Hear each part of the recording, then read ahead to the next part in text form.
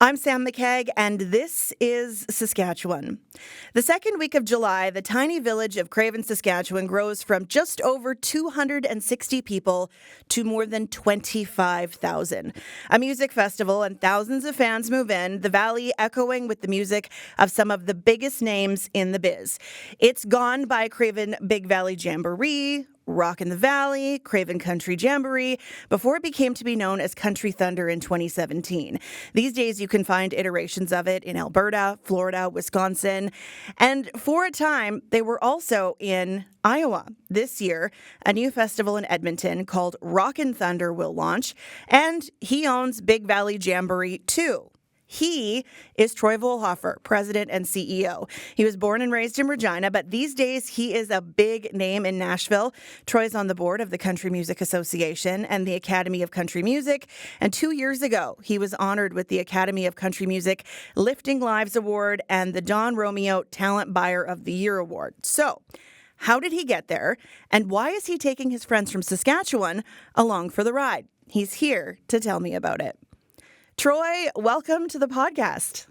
Thanks for having me on, Sam. It's great. It's an honor to be here. So where are you as we speak? We're at our offices in Nashville, Tennessee right now. Okay. Chilling, hanging out, talking to friends in Saskatchewan. You and I last sat down in 2019 to talk about 15 years since Country Thunder returned to its country roots. As a country music fan, I feel like the audience and performers have only grown since then. What do you think? Is country music cool again? Yeah, I think it's kind of gone through a whole different phasing in popular music. It's one of the top listened brands in North America. It is actually. I think the crossover has been absolutely amazing and a real injection of new life to the form of country music. It's a pretty exciting time. You know, you have country artists being played on pop radio and vice versa. And, you have rappers, on country music radio doing duets with like Bailey Zimmerman and stuff. I mean, it's a really neat time to be in the business. Mm-hmm. For you, though, this is a family thing. Tell me how you came to be involved with what was the Big Valley Jamboree in the early 80s. Well, the founder of the Big Valley Jamboree, Craven, was Father Larry, who's a priest, and Rhea Call, who was a nun. And they used it as a fundraising tool for Bosco Homes, which was maybe still is, I'm not aware of that, but a home for wayward kids. My dad had been on the road with a bunch of different artists throughout his career, and he settled as the head carpenter at the Center of the Arts, and he ran the stagehand union in Regina. And Father Larry reached out to him to see if he would production manage the Big Valley Jamboree. And so I worked there and in the summertime, building the stages and being a stagehand and doing those kind of tasks and keeping my eye open, and lots of great, neat opportunities and some interesting encounters with some really neat people and artists and stuff. At those times, things were a little different. And that's where I got my chops and signed eventually time went on and I was able to sign a contract with the Pittsburgh Penguins, and I got $75,000 to sign as a signing bonus, and I bought a lighting system, and Father Larry gave me the lighting contract at Craven. And then shortly after that, ironically, it was kind of, free trade wasn't quite, ironically, we're talking about free trade right now in tariffs, but they had a tariff on the stage that the duty had come up, was coming out of the U.S., and the duty was to be paid, and it was a pretty large sum of money for 1987, 88, and it's like over $100,000 in tariffs. And so he asked me if I'd be interested in building a stage, and he would give me the contract. And so we built the stage, and that was the starting of my company in 1987. I was like 19, 20 years old, and that's where I thought, build it, they will come. And we had one gig, and I had all this money tied up, and my friends were driving, who I was playing hockey with, fast cars and sports cars and living in mansions. And I owned a bunch of equipment, and I drove an ACM Pacer and lived in a house that was $35,000. So how did you come to become president and CEO? From going from handling the equipment to growing it to Country Thunder to expanding it to what it's become today? Well, so in 1990, we got an opportunity to do this opera Aida, which allowed me to expand our staging division. And it was supposed to play about 5 different cities across the world. It was a stadium opera, and it debuted in Vancouver, played the Toronto Sky Dome to sold out audiences, and was supposed to embark on a US tour, which didn't materialize. But in saying that, we were able to, upsize our inventory on the staging side of our business. And we got the opportunity in 1992 to do Rod Stewart Vagabond Heart Tour. And that was kind of the start of it. Then the festival stuff continued, and then we broke into the US. And how I got into the business was actually, I never wanted to be a promoter. It's a high risk business, and there's a lot more to it than what I knew what it consisted of at the time, and it was definitely something that wasn't that appetizing for me. But by necessity, the Kinsmen, they couldn't pay the bills at the time, and we did Rock the Valley, and they said, hey, can we meet with you? And I said, yeah, sure. And I was all excited. I had all these different ideas, and I said, maybe you should turn it back to country. This is going through my head. And they show up on my bus, and they're like, we're done. This is taking too much time from our families, and we're out. And I went, well, wait, guys, I got this great idea. Back to your boots. We can change it for, back to country. There's been enough, resting time now that I think it'd be really appealing.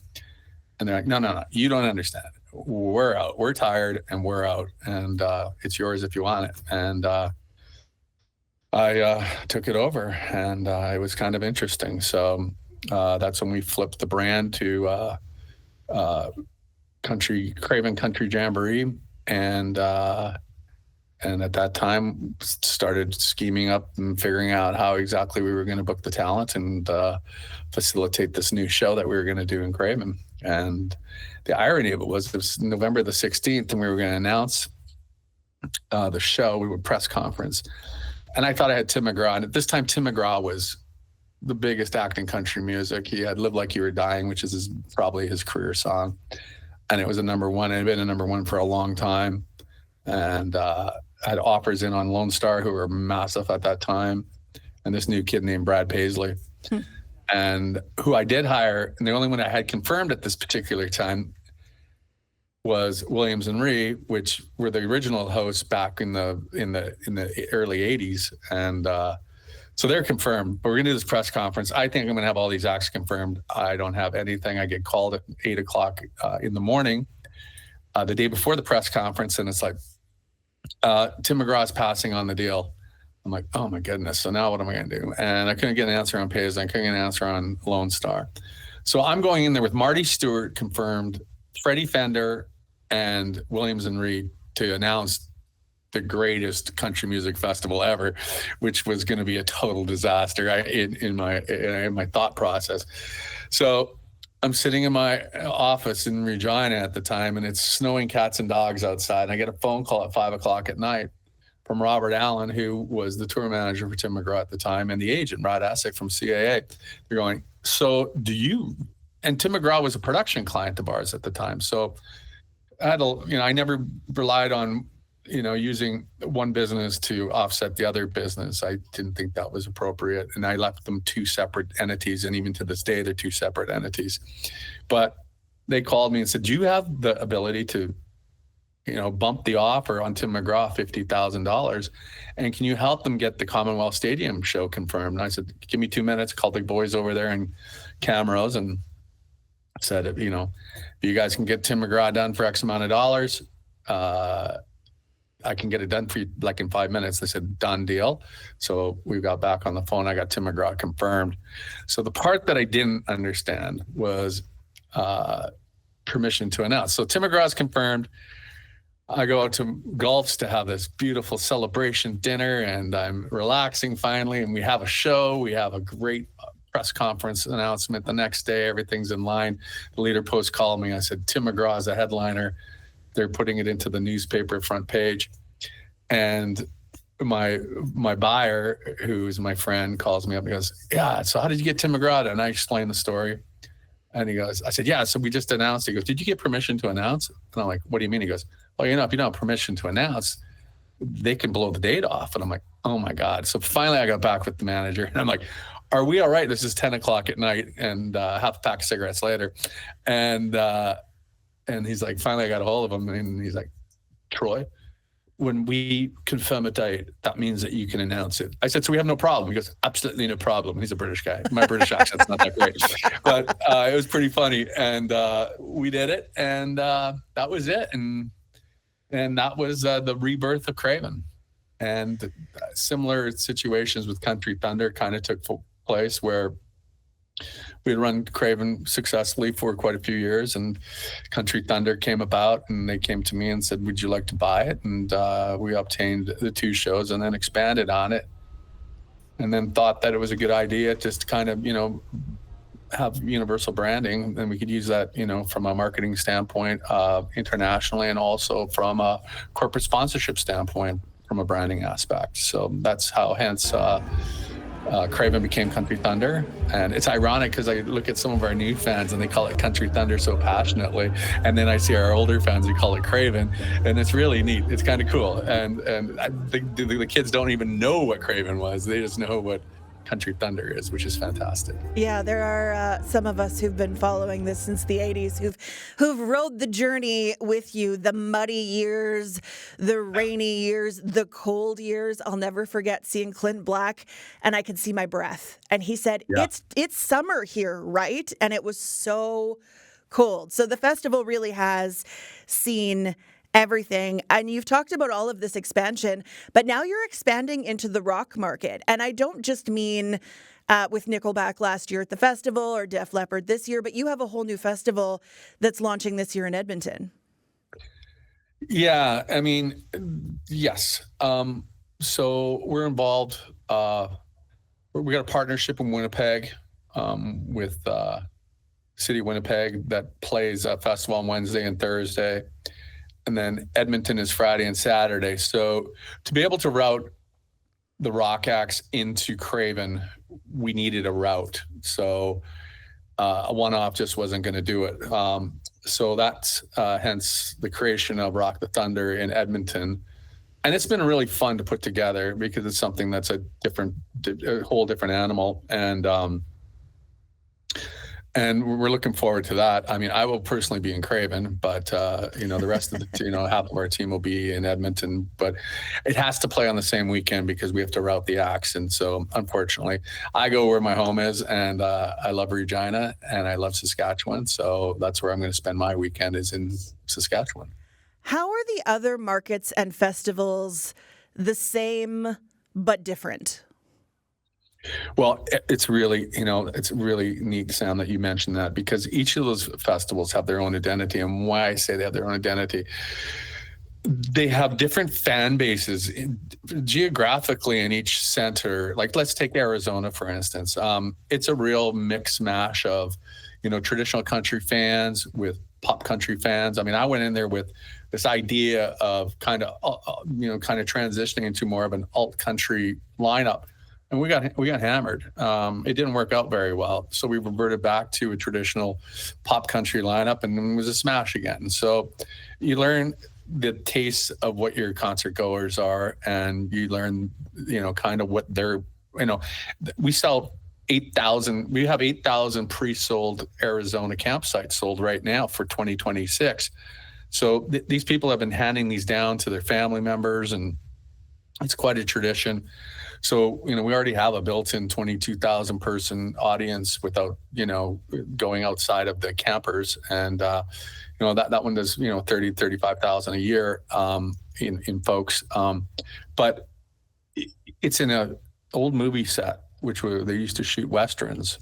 And it's like an oasis in the middle of a desert, because we grass the whole infield and the surrounding areas of the festival grounds. So it's green grass in the middle of the desert with mountains surrounding it. and the coyotes at the end of the night are howling, and it's a pretty neat environment. And then you go to Craven, that has a similar kind of vibe with the hills around it. It's just different. You're not in the middle of a desert. So then you take Twin Lakes, Wisconsin, which is a beautiful amphitheater, green grass, and it's in the middle of the dairy section with a beautiful town, Lake Geneva, which is just probably 5 minutes from us, and we're probably 5 minutes from the lake. So it's a beautiful setting also. So every show has its own little special identity, and it's really neat to visit all these different places because they all have their different feel.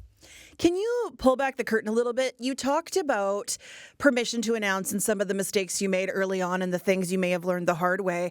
But I want to talk about buying power and booking acts, because many years your festivals will have similar headliners. They're not all exactly the same.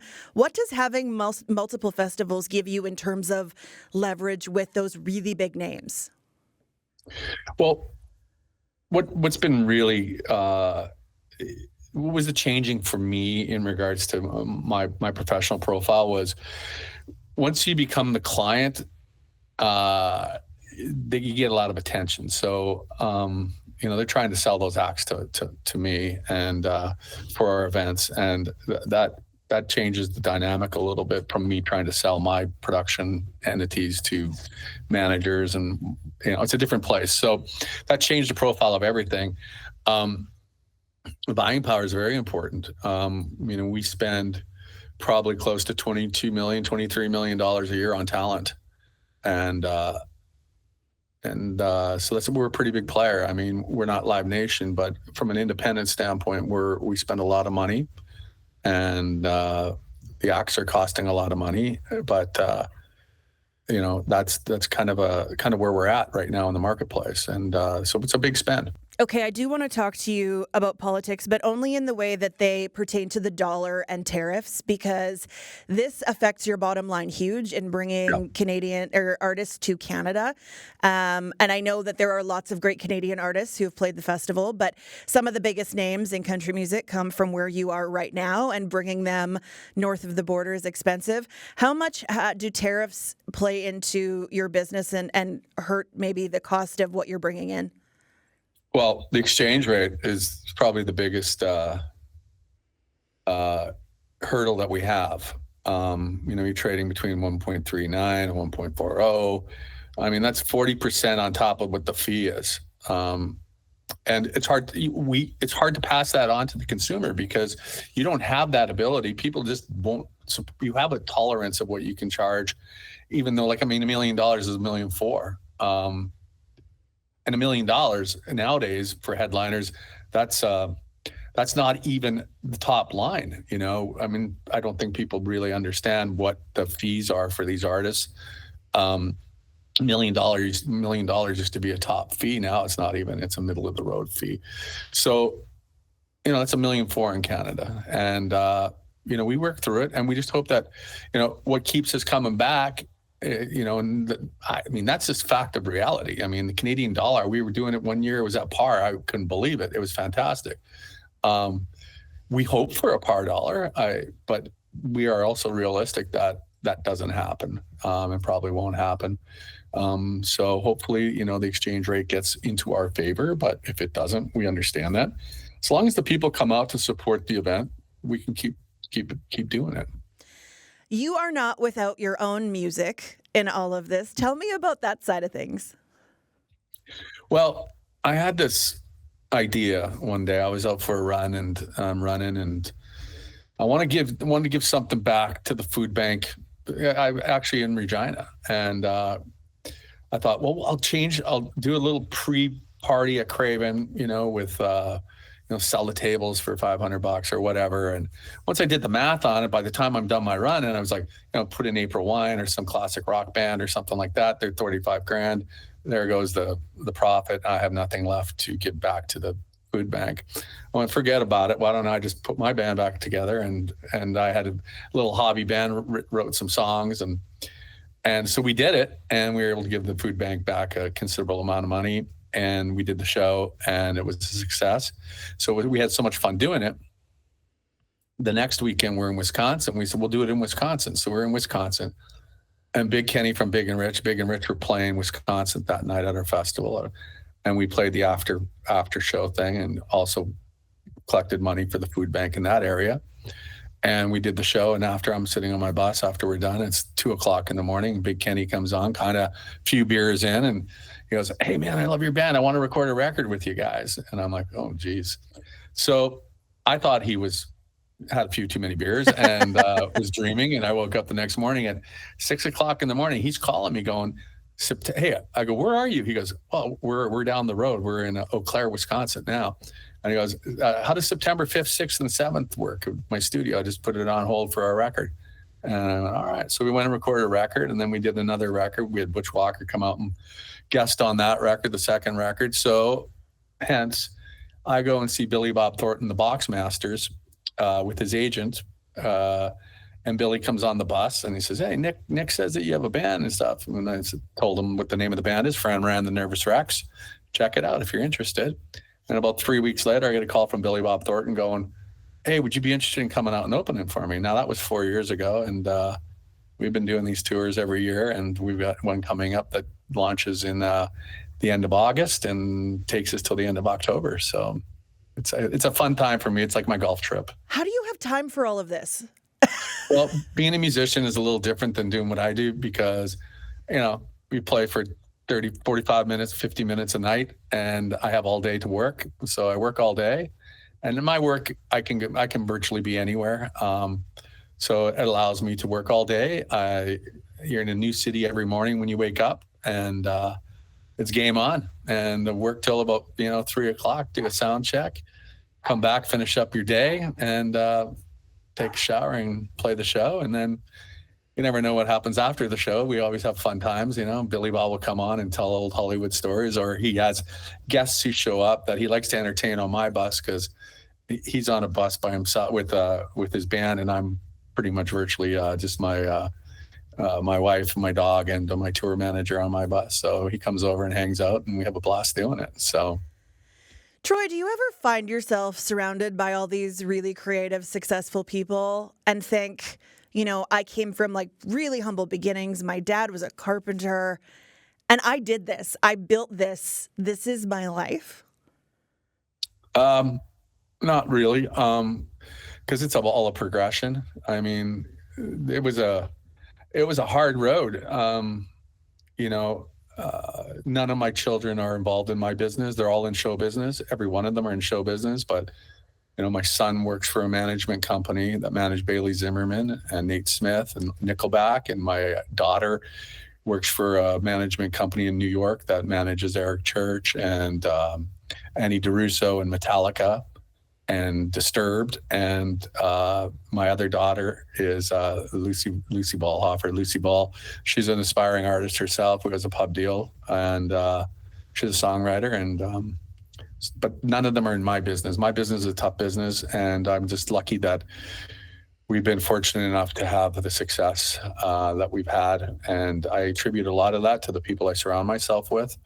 I think we have one of the greatest teams in show business. I know we have the greatest team. I don't even have to exaggerate on that. From the production side and from the Country Thunder side of the concert business, we have people who will give their all. They live and breathe it. They have the same work ethic that I had and have. And I celebrate them every day, because without them, I don't have anything.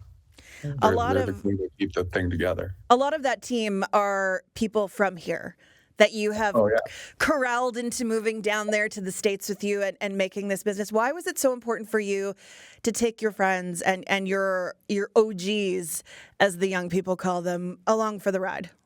Well, because, they were the people that I'd have glasses of wine with and dream up my dreams and bounce them off of them. So when I got to a point where I could actually afford them and buy them out of their normal careers in Canada, when they were all talented people, I was able to do that. And they became great assets to our business as we grew the business, and they're the core of our business. We have a lot of, the Cathedral area, I depleted it by about 15, 20 people and brought them to Nashville. I mean, and they've been with me for, I have one gentleman who's a cathedral guy. He's been with me since 1987. You know, the day I opened the door, he's been with me and still with me today and stronger than ever. And I got another kid who lived next door to me, Kevin Blevins. And, you know, he's been here for 15 years already. And his wife runs the Country Thunder business. And she's fantastic at it, all from Regina, all from, you know, the core of Regina, you know, 13th Avenue area. And, you know, I'm proud of that. And I'm proud of them, what they've accomplished on their own accord, because I mean, their success has been amazing also. So it goes hand in hand. And, you know, it's funny because Kim is like the least starstruck person in show business. And we have these dinners at my house where we'll have artists over or celebrities, and, you know, because that's what I do, but to create the relationship to be able, you know, so, you know, we have Dennis Quaid over at our house because he lives in Nashville, and Kim will like be at dinner and like not say nothing. And I just laugh my ass off because, you know, she's so like not celebrity driven and doesn't care. And I'm like pumping the tires because that's our business. And, you know, last weekend we had a dinner with Big Kenny, and Kimber and Big Kenny are buddies, but we have all these different people. Bailey Zimmerman comes over all the time. We have a lot of fun nights, really exciting nights at my house. But that's part of business, and that's you know, part of what our job is, to create these relationships. That allows us to have the ability to be able to book these artists on our shows. Fun fact, Kevin was actually one of my bosses when I worked at the Leader Post like 20 years ago. Well, there you go. That's how small. I got him away from journalism. Probably at right time. Oh, dear. Oh, dear. Okay. Before I let you go, what's next for Troy Vollhoffer? We're looking at doing a bunch of cool projects coming up. We're looking at some expansion opportunities in the festival business. The production company just keeps rolling along, and we keep gaining new clients, which is really exciting. I love what I do. I wake up every morning and I don't feel like I'm going to work, which is a real blessing. And I know a lot of people don't have that ability, but for me, I'm living my own dream, and I'm living it with my friends, which is even more important. And giving back to the community, which is another thing that is really important to me. And I mean, I don't forget where I came from and what the values are of what we do. And, and I just thank the good Lord for, giving me this opportunity to be living my dream. I have to ask, as you talk about Kim and her lack of starstruckness, your job is to pump tires. Do you ever get starstruck? Do you ever have a moment where you're trying to be cool, but you're not at all? Oh, yeah, totally. Well, yeah, because I don't know, because, I mean, I'm the guy who used to read the rock magazines. You know, I mean, I had Wayne Gretzky's poster on my wall as a kid, you know, and ended up, you know, being roommates with his brother for 2 years. And then, like, I'm playing golf with them nowadays, you know, and that's kind of a moment of starstruck, you know, when I can sit and, you know, I'm playing golf with Gretzky. That's a moment where I pinch myself and go, that's pretty darn cool.